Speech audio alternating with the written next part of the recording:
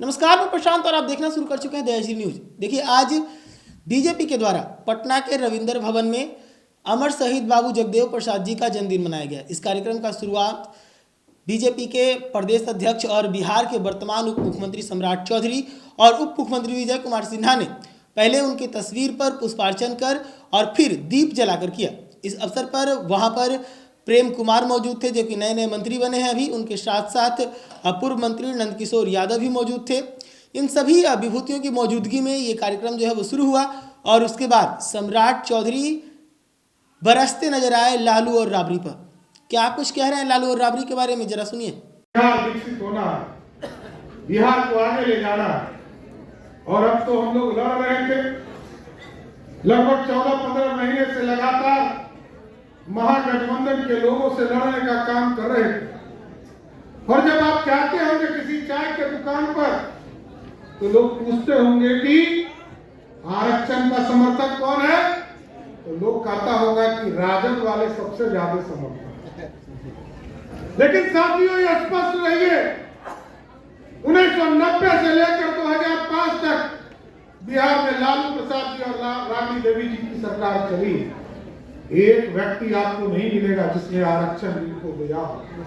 एक व्यक्ति नहीं हो, चाहे वो पिछड़ा हो, अति पिछड़ा हो, महिला हो, दलित समाज हो या अगला समाज हो, किसी समाज को लालू प्रसाद जी ने 1% आरक्षण देने का काम नहीं किया।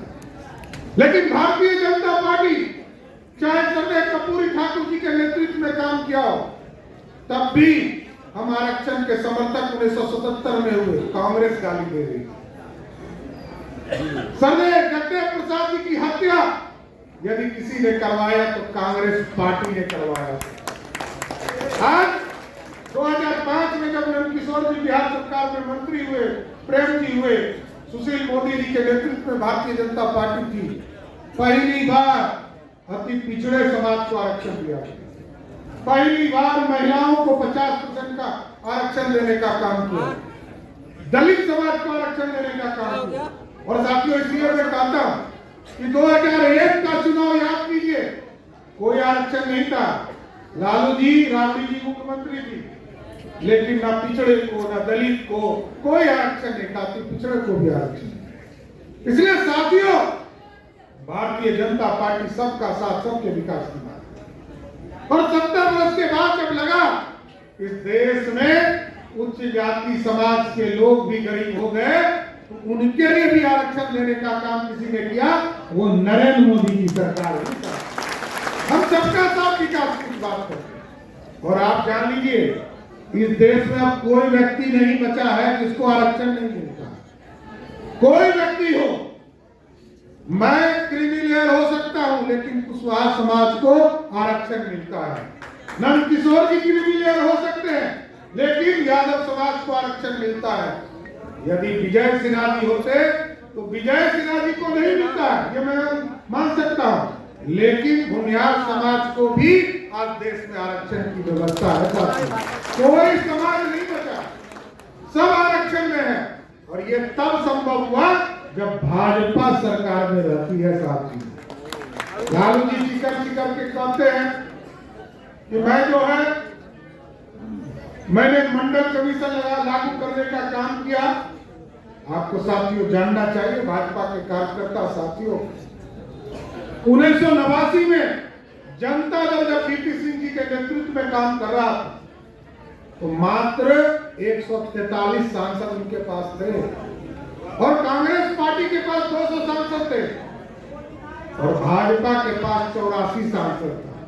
भाजपा ने समर्थन दिया, इसलिए आज ओबीसी को 27% आरक्षण मिलता है। साथियों, उसका भाजपा का क्रेडिट। इसे हम पूरी तरह इसके समर्थक हैं कि भाजपा तब तक आरक्षण जारी रखेगी जब तक गरीब उत्थान नहीं होने का काम करे। इसलिए साथियों, मैं यही आग्रह निवेदन करूंगा कि जो सरदेव जगदेव प्रसाद जी ने जो सपना देखा था इस देश के लिए, आज देश में गरीब का बेटा, चाय बेचने वाले का बेटा इस देश का प्रधानमंत्री है। लोग सपना देखते थे कि कोई गरीब का बेटा देश का प्रधानमंत्री बने, लेकिन आज भाजपा ने कह दिया और देश के गद्दी पर और देश के लाल किला पर कोई तिरंगा फहराने का काम कर रहा है, उसका नाम है नरेंद्र मोदी साथियों। तो सुना आपने किस प्रकार से सम्राट चौधरी ने लालू और राबड़ी के ऊपर निशाना साधा है और निशाना साधते हुए कहा है कि 15 सालों तक इन दोनों की सरकार रही, लेकिन किसी ने आरक्षण का लाभ नहीं लिया, कोई भी पिछड़ा आगे नहीं बढ़ा। ऐसी तमाम अपडेट्स के लिए जुड़े रहिएगा दैनिक न्यूज़ के साथ। धन्यवाद।